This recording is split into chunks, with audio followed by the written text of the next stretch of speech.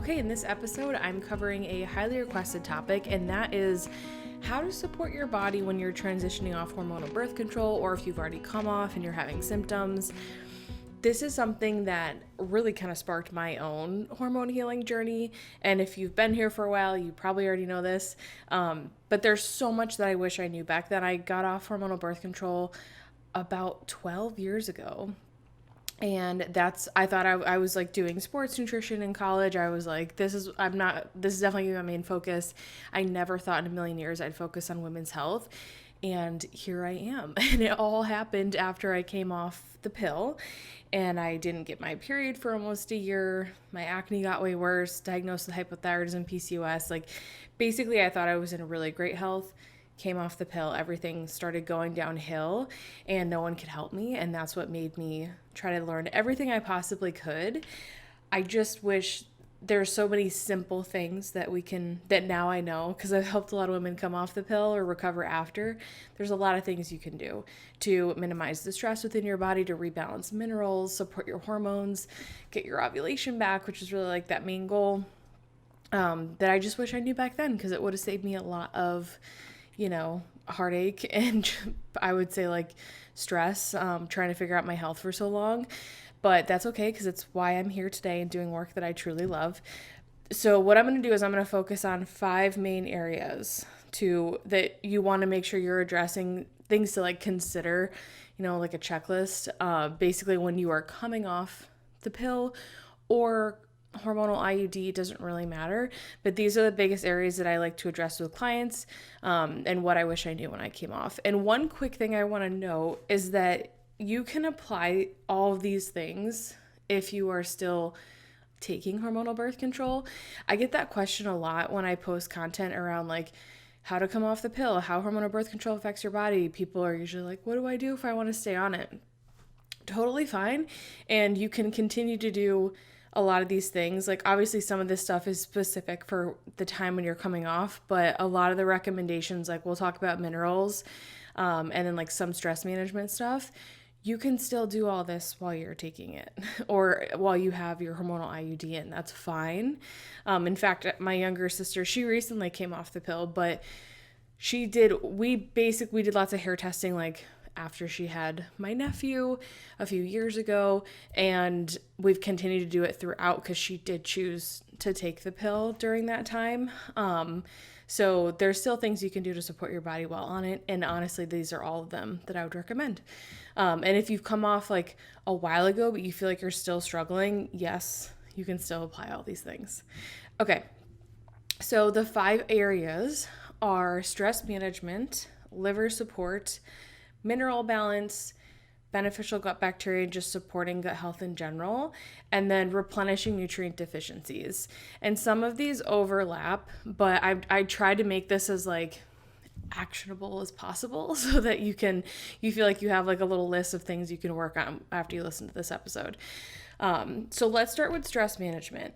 I don't think a lot of people realize that the pill is like a chronic low-grade stressor on the body.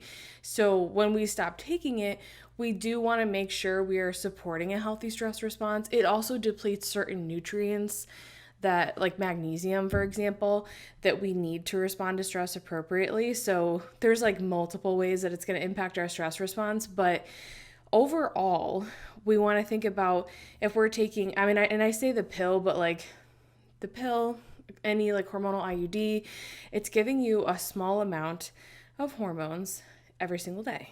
And so what happens is it leads to like a stress cascade in the body. So our brain gets alerted to the stress, tells our adrenals, hey, there's inflammation. And that's when cortisol is released. There's a stressor. This happens over and over and over. And eventually the brain and the adrenal glands are no longer functioning in the way that they're supposed to be, because normally our bodies are supposed to be exposed to a stress, and then we take a step back, we relax, we recover. But when we have something like the pill, hormonal IUD, or honestly like any day-to-day stress, it's all going to look the same.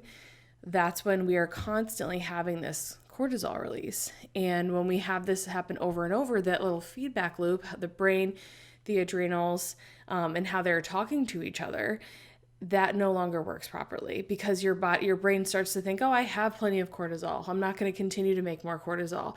And that's when we start to get into this dysfunctional like burnout phase. Obviously, if we're dealing with this chronic stress too, it's going to deplete certain minerals like magnesium, sodium, and potassium.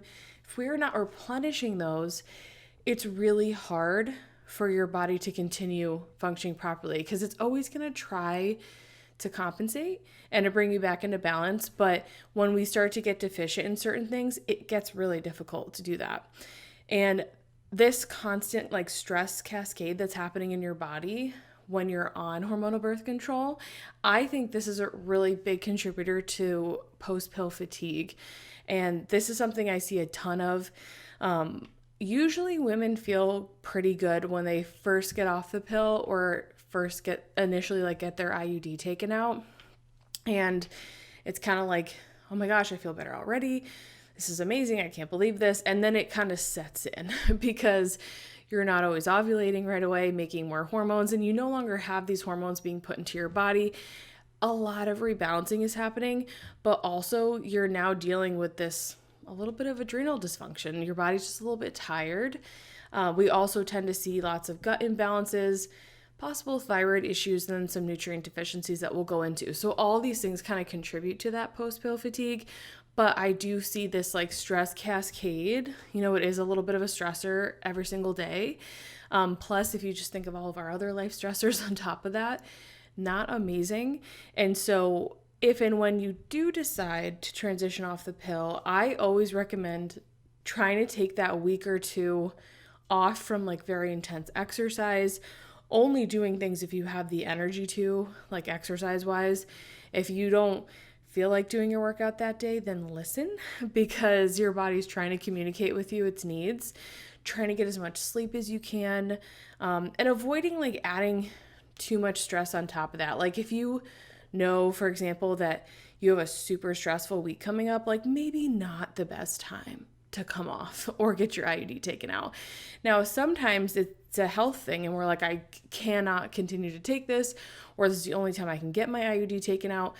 That's fine. I would just keep in mind, like trying to implement as many of these practices that we're going to talk about next to reduce your stress as you can. It's not always going to be perfect timing, and it's okay, but I would just say, like, if you can plan it, that would be ideal. Like trying to do it during a time where you're going to have less stress. So what are things that I recommend doing when we're coming off? Like, what can we do during this time? I would say, well, number one, I don't think we need to add in extra fancy things. Sometimes it's like, oh, should I like do this type of like meditation practice, or should I do this type of routine every single day? I would not make it complicated. The biggest thing that you want to do is nourishment for your body, because remember, the pill depletes certain nutrients, and one, we want to make sure we're replenishing those.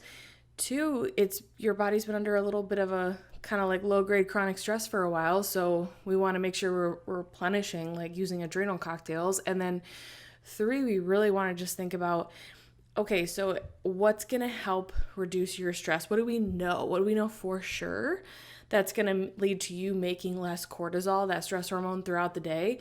And that's keeping your blood sugar balanced and being fed. You know, one of the hardest things our body does all day is balance our blood sugar. And I think that because it's, it'll compensate and it'll balance it out, our bodies will deal with it. We kind of think it's no big deal, but it's one of those things that, while our schedules can be challenging sometimes, and we might not always have like food on hand unless we really plan for it, I still think that focusing on eating breakfast soon after you wake up, eating every few hours, and then having adrenal cocktails, I would say twice a day if you can, when you're transitioning off the pill or getting your IUD out, because again, like we want to really replenish that sodium and potassium as much as we can and help your body deal with stress better.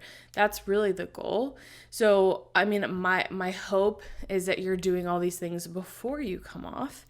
But if you are just finding this episode and you're like, oh, I just came off this week, or I'm going to come off, I'm on my last pack of pills, or I'm getting my IUD out next month or tomorrow, that's fine. You can implement all of these now. So nutrition-wise, eating breakfast soon after waking, trying to eat every 3 hours, I would say. And then adrenal cocktails twice a day would be the goal. If you're not doing them at all, just start with one. And if you're like, what is an adrenal cocktail? I have a blog post that I'll put in the show notes. We've talked about this on the Nourishing Nutrition Foundation episode. Same thing with like eating regularly. But basically what these are going to do is it's going to keep your blood sugar balanced. It's going to give you sodium and potassium from the adrenal cocktail, and that's going to help you respond to stress and keep you hydrated, which is huge too. But those would be like the 3 top things food-wise that I would really try to work on as soon as you're coming off the pill, and ideally like beforehand. If you're like, how do you make an adrenal cocktail? There are many recipes. Check them out in the blog. I think one of the easiest and well-tolerated ones to start with is half a cup of coconut water, half of a lemon or lime, and then a 1/4 teaspoon of sea salt. That's going to give you sodium, potassium, whole food vitamin C in a great balance, and it shouldn't really disturb your blood sugar either. You can have it at any time. If you've never had it and maybe you're worried about blood sugar imbalances, you could have it with a snack. You could have it close to a meal or like an hour after a meal, but ideally like morning and or afternoon. That's going to be like the best time to do it. I do have a lot of people that do that before bed and it helps them sleep. So experiment, find what works for you. But those 3 things nutritionally are going to be a great way to bring down that cortisol and help you start regulating that nervous system, telling your body that, hey, I'm fed, I'm safe, and we can ease out of this, suppressed ovulation state and hopefully get you having a regular cycle again and ovulating right away. Because remember, ovulation is the only way that we're going to make progesterone, and making progesterone is what helps us have balanced hormones, and it makes sure that we feel good and we're thriving and we're not symptomatic all cycle. So that's kind of the nutrition aspect. When we think of like, what are some things outside of food that I can do during this time to like really make sure that I'm supporting my body? Number 1, I would say going to bed just a little bit earlier. If you already get like 8-9 hours of sleep and you're like, I don't really feel like this is going to help me move the needle, that's fine. But I will say like most of the women I work with need a lot more sleep when they come off the pill. Again, your body's doing a lot of work. Your liver's doing a ton of work, which we'll talk about next. So getting some extra sleep can be really helpful. So going to bed a little bit earlier. If you already go to bed early, maybe you're skipping your morning workout that week just so that you can like truly rest and let your body kind of chill. Getting outside is another big one. Trying to get that good light exposure. And plus, when we go outside, it's a great way to lower cortisol. Like going for a walk, that immediately burns off cortisol, our stress hormone. So getting outside, going for a walk would be great. Getting that light exposure in the morning if you can. Eating your meals outside, like that's usually how I get more outside time during the day, because sometimes it's like we don't always have an extra hour to go outside. So just trying to eat meals and snacks outside helps me get that more of that time in. But those 2 things, it's all about like kind of resetting that nervous system. Because if you've had this low grade chronic stress for however long you've been using that hormonal birth control, which I mean, for many of us, it can be like 10, 20 years. Sometimes I've had clients come off after 10 years, 15 years. Sometimes it's only a couple years or even a couple months. We still want to support our bodies, especially if you feel like you did not react well. Like if you're one of those people that you only took it for like maybe like 6 months, or you only had your IUD for like less than a year because you noticed an immediate change in yourself. Please, please, please take this time to like calm that nervous system, because you likely had a much more stressful response to the birth control. So doing things that help calm you. And that's why like it can be really hard when I'm like, try to reduce your stress. I'm like, I don't know what relaxes you, and what relaxes me might not relax you, because everyone's in like a different nervous system state. And I did a podcast episode with Alyssa Chang about a brain-based approach to healing.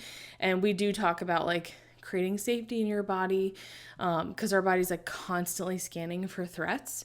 So that would be a great one to listen to if you're like, I don't really know where I'm at right now, or I'm not really like super connected to my body. I don't know what my body might be trying to communicate with me based on my symptoms. Definitely listen to that episode. She talks about the threat bucket. It's just really good for kind of evaluating like where you're currently at. But just think about like what helps you calm down. For me, like I do like getting outside. I love reading, petting my dogs immediately, like, cuddling my dogs, spending time with my husband. Breath work is huge. Like I find an immediate relief when I utilize breath work. So it's like I have red light therapy also, that like I have a red light I'll just sit in front of if I'm like feeling like way too stimulated. So trying to find what are those things for you and tapping into that during this time. And it could just be as simple as like, I'm going to eat my lunch outside, or like, I'm going to go outside after work and just like chill. It doesn't have to be anything big. And so that's like the big reminder is trying not to add more to your list and more stress with this. You just want to think of, okay, how can I sleep more? How can I make sure I'm eating enough during this time? Maybe I'm going to add some extra adrenal cocktails. And then I'm just going to basically treat yourself as good as you possibly can for that like week or two after coming off. And I do think that will help you mentally, physically, and just kind of help your body reset. So that's the stress piece. As far as liver stuff, so like stress is the first area you want to start thinking about because it's something you can immediately start working on now. The liver support, I would say same idea. And honestly, most of these things I try to have people start doing at least like a month before they come off. But when we think about what our liver is going through, whether we're coming off the pill or maybe we have a hormonal IUD, our body has been dealing with extra hormones, and our liver's been working really hard to try to process out all of those hormones. And then plus when you're coming off, you're going to start to slowly make your own. So typically what happens is, yes, our hormones might look low when we come off the pill or the IUD, especially the pill, but you're going to start making more like hopefully FSH and LH and like estrogen, but you really aren't going to make any progesterone until you ovulate. So most of the time, our androgens and our estrogen can be a little bit high when we come off, and that's why we can have a lot of like fluid retention and weight gain in the beginning, not feeling super great, some acne. So many of those things happen just because we haven't ovulated and made enough of that progesterone to balance it out yet. So liver's working hard. Plus, we have to remember that when we're taking hormonal birth control, we're depleting things like magnesium, vitamin A, certain B vitamins, vitamin C, E, and selenium and zinc. And all of those nutrients, especially things like vitamin A and B vitamins, are really important for our liver function. So when we think about do I necessarily need to do anything extra? We'll talk about a few things that I think are worth it. But the first thing you want to think of is my liver being supported in general, right? I think we think of liver detox as this thing that we have to like take supplements for. Our liver is constantly detoxing. I think what we discount or don't like put enough of an emphasis on is how much energy our liver needs in order to function properly, and that it is not just detoxifying things. It's not just a filter, not even close. It has over 500 different functions it's already doing. One of those being that whole blood sugar thing, right? So if we kind of like go back to like that stress piece of how I said try to eat regularly throughout the day so you can keep your blood sugar balanced, that's also going to help support your liver, because keeping that T3, which is our active thyroid hormone, in a good place, we can do that by eating frequently throughout the day. If we can do that's also going to replenish our liver glycogen, which is just stored energy, stored glucose or sugar in the liver, and that's going to help us keep our blood sugar stable.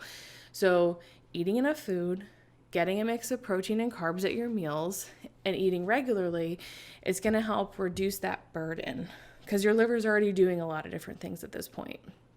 So I would say that's like the number one way to support your liver. So if you're someone that's coming from a restrictive background, maybe you've been under eating, you're not the person that's going to want to add in any of the herbs that I like to use. You're going to want to start from the beginning, because if you start adding in some stimulation to help your liver detox and try to get that process going, you probably won't feel great because you're not going to have the resources to back it up. So all the things I already talked about for stress, also going to help with liver detoxification, plus the sleep. That's huge. Our liver does a lot of processing at night, and it's really restorative for it. So we want to keep that in mind too. Food-wise, I also think protein is very underutilized for liver support. Trying to get enough complete proteins, like animal proteins, is going to be really important, because not only are we going to use the amino acids, our liver uses a ton of amino acids, we're also going to use the vitamins and minerals in them to support the liver and make sure that it has those nutrients it needs to actually properly detoxify. So eggs, any sort of beef, seafood, bone broth, and gelatin are also going to be great because they have glycine in them. And even if we think of like eggs, like they're going to have choline, which helps us make more bile. And bile helps us break down fats, but we also, like, bile is important for getting rid of hormones too. We excrete hormones in our bile. So another big one and we'll talk about supporting digestion too, that's going to help. But eating enough food, getting enough animal protein, and I usually say like 100 grams a day minimum for most people. And if you're eating like 50 grams, I wouldn't go right to 100. I would do like maybe do 70 grams and like slowly increase it, because that's probably not going to be realistic. But that's going to be like kind of the food basics.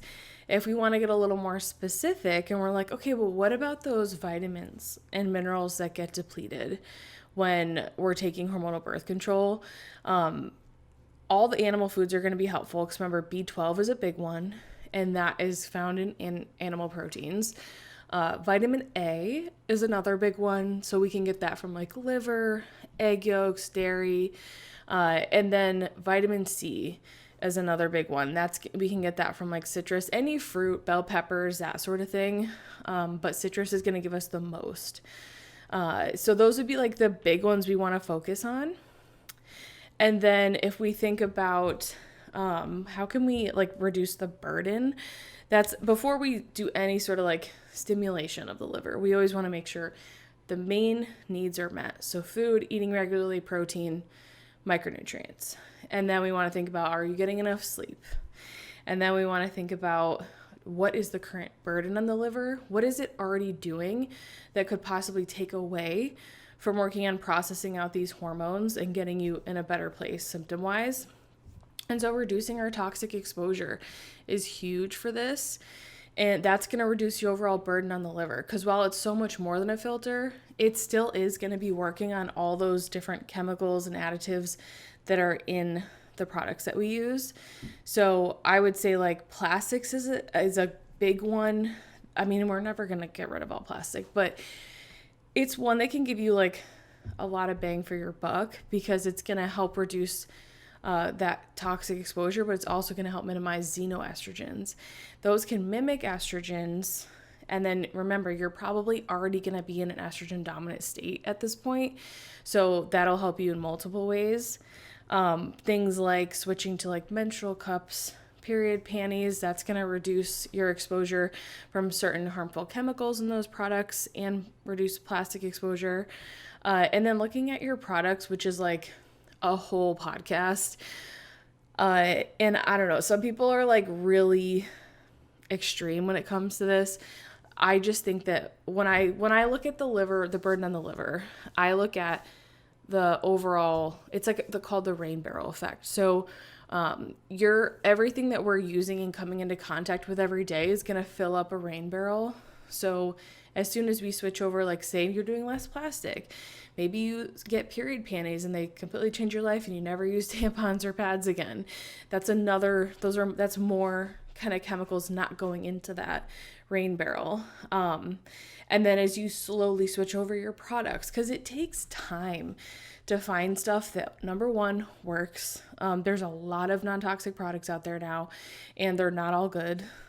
Even if they have great ingredients, like that's great.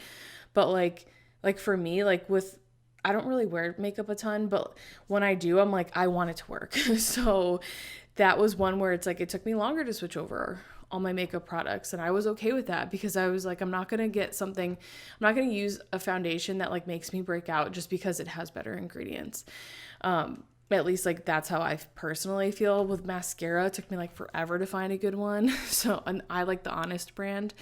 They make a great one, and it's not perfect. It's not as great as my other one, but it's a much better option. It has worked for me so far. Hair products. I mean, I think hair is the hardest, honestly, because now it's like they make a ton of makeup. They're like Lilia is a great brand. They have good mascara too, foundation, all that kind of stuff. Like you can find it, but hair products are really difficult. Morocco Method I love for shampoo and conditioner, but not everyone likes that natural. Under Luna is one that I talked about too in that hair loss episode. That's my current favorite, and that's the one that I would recommend to someone if they've never used cleaner hair products before. I know it's more expensive, but it's super concentrated. So you like they'll last you a really long time. I've used the same 2 bottles for like 3 months at this point. And they're not even halfway gone. So definitely something to consider.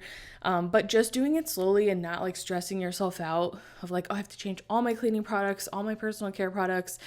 Though every time you switch one out, that's lowering the burden on your liver. So again, like if you're just coming off the pill or getting your IUD out, I don't think it's worth it to be like, oh my gosh, I have to do all these things food-wise. I need to minimize my stress, but then I also need to swap all these products or my liver is going to have a huge burden. Like that's not helpful. But I do think it's more important to focus on that, like reducing those products, than it is to like stimulate a liver detox, because again, you're going to be stimulating this detox when your liver already has a big burden. When we have a burden on our liver, it's already working harder. It already kicks in that phase 1 detox, the more toxins we're exposed to. So focus on that first. And then from there, I would say if you can listen to, if you haven't already, our Intro to Lymph Flow podcast I do with my friend Leah. She's a lymphatic massage therapist. She's amazing, and she's really good at teaching about the lymph and lymph self-massage. So we talk all about the lymphatic system. It's another one where like we do transfer some hormones and stuff in our lymph, and it affects our immune system. It's really important. I find like not a lot of people really focus on their lymphatic system, and I mean, I never did self-lymph massage before I met Leah. I did dry brushing, but turns out I wasn't doing it right. So there's just so many little easy tips that she gives that you can start to incorporate to support your lymphatic system, because that is one where that's going to have a huge effect on your liver and toxins. And honestly, just like how you're going to feel. So listen to that one. That's episode 11 of season 2. We recently did that one. It's totally worth it. So eating enough, eating regularly throughout the day, getting enough sleep, just like kind of repeat of all the things we just said, getting animal proteins in 100 grams a day, citrus foods for vitamin C, liver, meat, eggs, dairy, for the other nutrients that we're missing out on. And then really trying to like slowly swap out products, reduce your toxic exposure, support your lymphatic system. And then finally, I would say then you can consider getting fancy. And I think herbs like milk thistle, dandelion root, burdock root, I love those for supporting the liver. You can even just do them in like simple tea forms.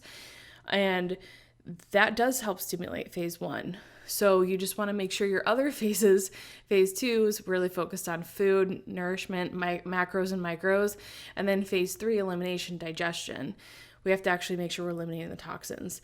So we don't just want to focus on phase 1, which is the mistake most people make. We want to focus on everything. I also love castor oil packs. We'll talk about those a little bit more with the high iron section, but those can be really helpful too. But again, like none of those things are going to matter if you're not eating enough and like reducing your stress. And I just want to go through a couple signs, like if you've done a hair test, we're going to talk about mineral balance next. So I use hair mineral testing with all my clients, and I have that Master Your Minerals course where you can do a hair test, learn how to interpret your hair test, make a protocol, and like so much more at this point. I've added a lot to it, but that's kind of the basic premise of it. When I work with women coming off hormonal birth control, they always do a hair test first or like at the same time because the hair shows the last 3 months of information. But some signs, if you have done a hair test that you can look at, like, is your liver like extra stressed? Do you really need to pay very close attention to this? On the hair test are going to be things like high cobalt is a sign of liver stress. There's a lot of signs of like excess iron. So things like high zinc, high iron, manganese, high chromium, or high boron. Those are all going to be signs that there's some iron accumulation going on. We'll talk about that next. That's very stressful in the liver. And then just low minerals in general. So if you're like a fast 4, or if a lot of your minerals are below that middle optimal line, you're already going to have a harder time detoxing. So it might be tempting to be like, I'm going to focus on like adding in some milk thistle. I'm going to do some castor oil packs. You might not actually tolerate it well because you don't have the mineral resources for your liver to detox properly. So it can be really helpful to see what's going on with the hair test. You don't need it to apply any of these things, but I know a lot of you have done them. So just in case, that's what you'd want to look at for on your hair test. So then mineral balance. So we've talked about stress management. We talked about supporting the liver. When it comes to the other big area, and probably one of my biggest focuses with people coming off the pill or hormonal IUD, is balancing copper and iron. And what typically happens is they're going to be high on your test. They might not always be high in your first test. They might be normal, and then you do a retest in like 4 months, and then they're both really high, and you're like, what the heck is going on? I see this all the time, especially like copper. So the first thing people think of is, oh my gosh, I have copper toxicity. They start Googling what copper toxicity is and what you do about high copper. It is incredibly difficult to be copper toxic. The amount of copper that you would have to take in is extremely high, and you'd have to actively be supplementing with it, which most people are not. There's a really great book called The Copper Revolution if you want to learn more about this, but it's totally worth the read.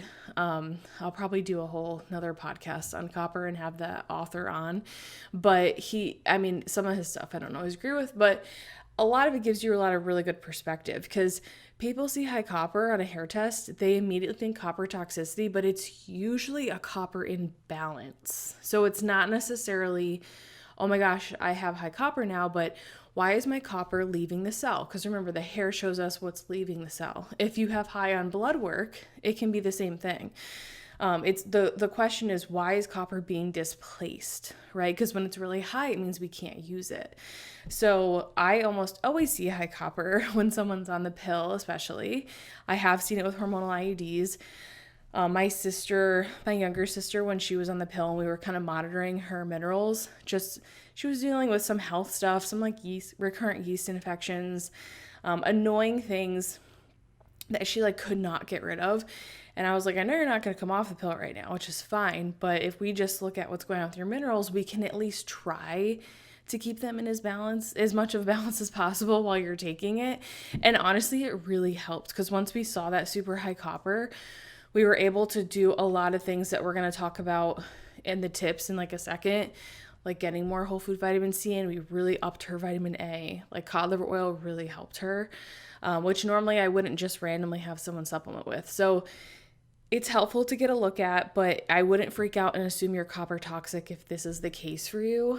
One of the things that's impacting this is that as estrogen goes up, copper is also going to go up. And I see estrogen changes even if someone is on a progestin-only pill. Like my sister was on a progestin-only pill, but she still had a lot of estrogen dominance. So I wouldn't necessarily say it's just from the combined pill that has estrogen and progesterone, or at least the synthetic versions of those. It can also be from just the progestin only. We're also depleting certain nutrients like vitamin A when we take hormonal birth control. Vitamin A is essential for keeping copper available. So when we have less vitamin A, we're much more likely to have less bioavailable copper, but it doesn't mean copper is going to look low. It can look high. So I see a lot of high coppers on hair tests. I don't assume that that person has too much copper. It usually means they need enough copper because they're using a ton, it's leaving the cell. And then 2, we probably need more vitamin A. And a lot of women think about it. I eliminated dairy for a long time. So many of us are like eliminating dairy. which is a great source of vitamin A. We might not eat organ meats. And then we end up taking medications like Accutane if you're dealing with acne. That's further going to deplete vitamin A levels and copper. So most women I talk to are worried about too much vitamin A, but in reality, they probably need a lot more than they're currently getting. And like with my sister, like she doesn't eat a ton of dairy, she eats some. And she definitely wasn't doing organ meats because she's not like a huge meat eater. Now she eats more, but and she didn't love the beef liver supplement. So I was like, let's do cod liver oil so that we can get more vitamin A.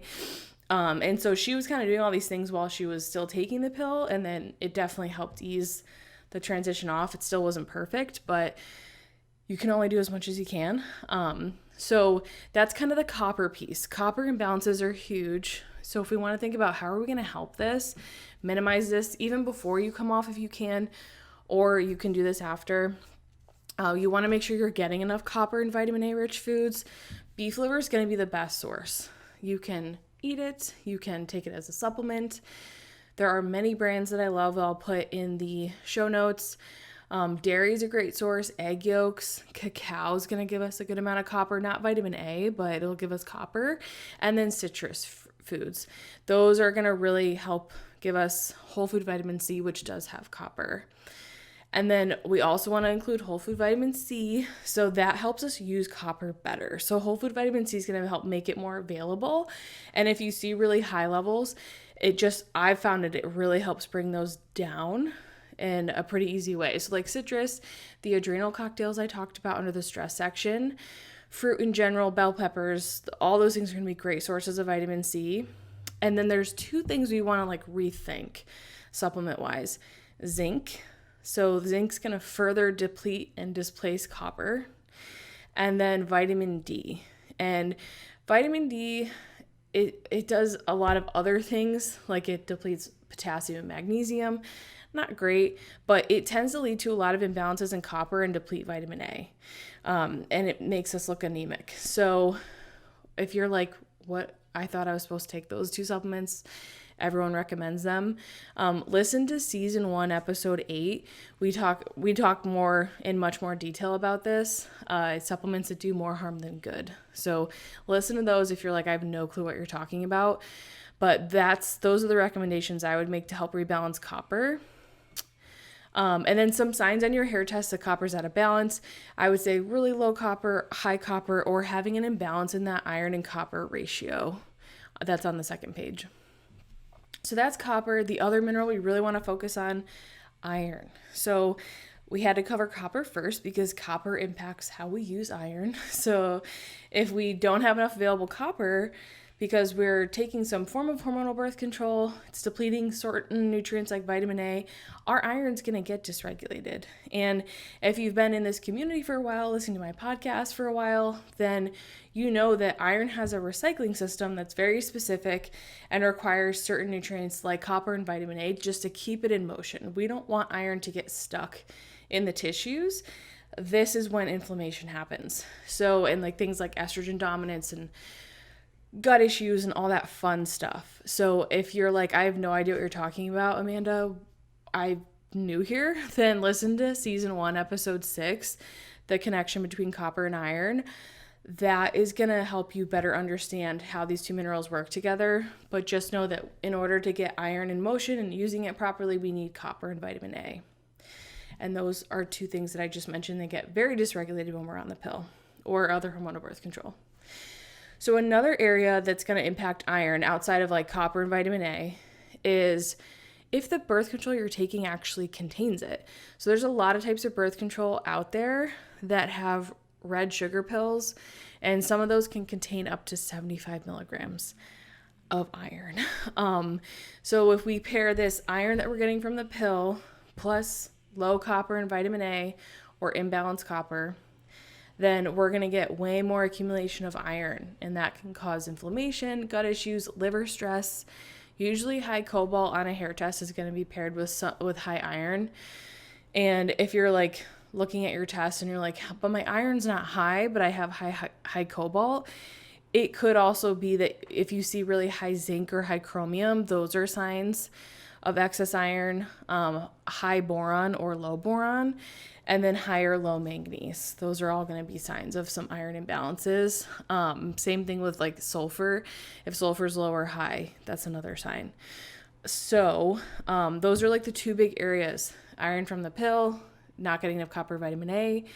The last area that we want to consider for iron and kind of like what our situation could be coming off hormonal birth control is how much you're bleeding while on the pill. So women are always going to absorb more iron than men, and this doesn't go away if we don't get a period, or if we're not bleeding, because on the pill you don't get a period because you're not ovulating. But a lot of times we'll have pill bleeds once a month. The only way we can get rid of iron is through bleeding. So normally we do this every month with our menstrual cycle. A lot of women don't experience regular bleeds on the pill. It could be maybe you only have a few a year, every other month, no bleeding at all, or you just have a lot lighter periods. All of these things are going to lead to more iron accumulation, and then that's going to make you want to consider more of like, okay, how can I really try to rebalance my iron and make sure that this isn't like an issue for me, especially if you have like recurrent yeast infections or like candida overgrowth, pathogens or parasites, lots of digestive distress. Those are going to be very greatly impacted by iron, and it's going to be hard to get rid of them if you have a lot of this excess iron. So how can we rebalance iron when we get off hormonal birth control? Number one, follow all the tips for copper, because remember, we need to have enough copper. Number two, I would say castor oil packs are great. I know I talked about those for liver detox, but they do have a specific type of acid in them that can help remove iron.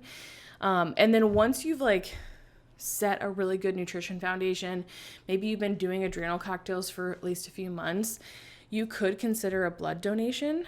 Blood donation is really the best way to get rid of excess iron, but it takes a lot of energy. So I think people kind of underestimate, like, oh, I'm just going to go donate blood, and then they don't feel great after.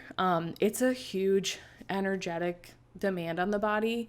You burn at least like 600 calories, some people even more.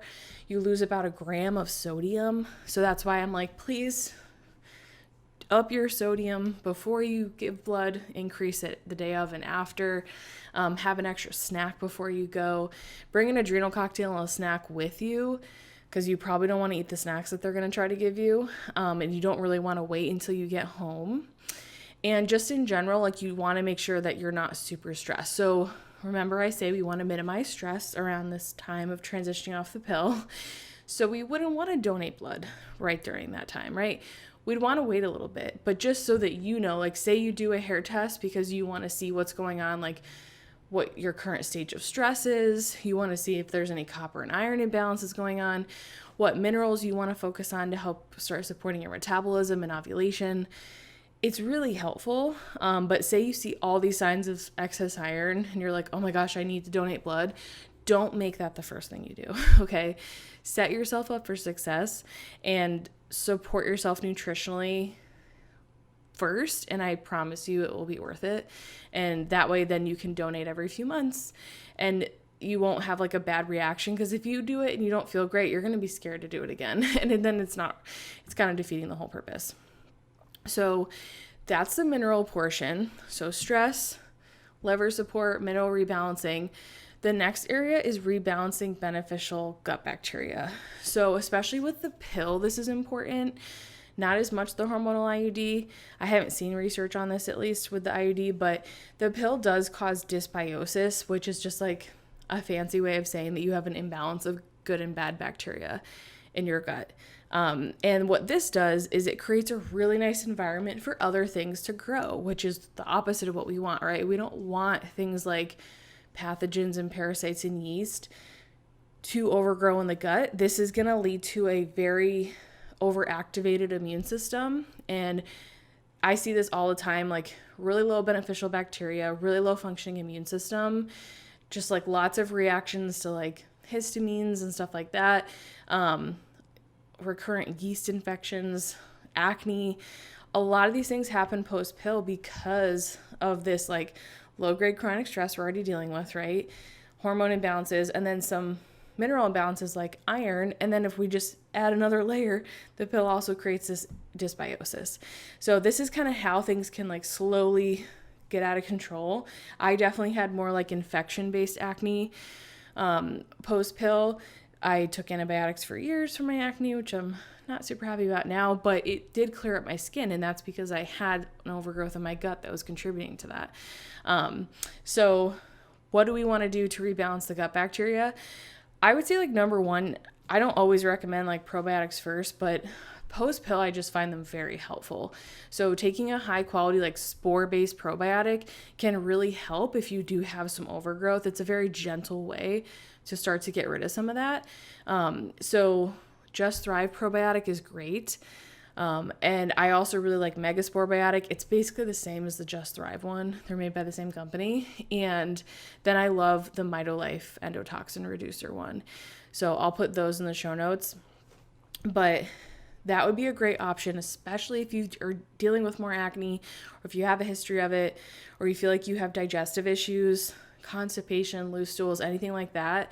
I would say number one would be that spore-based probiotic. Obviously, we want to feed that probiotic too.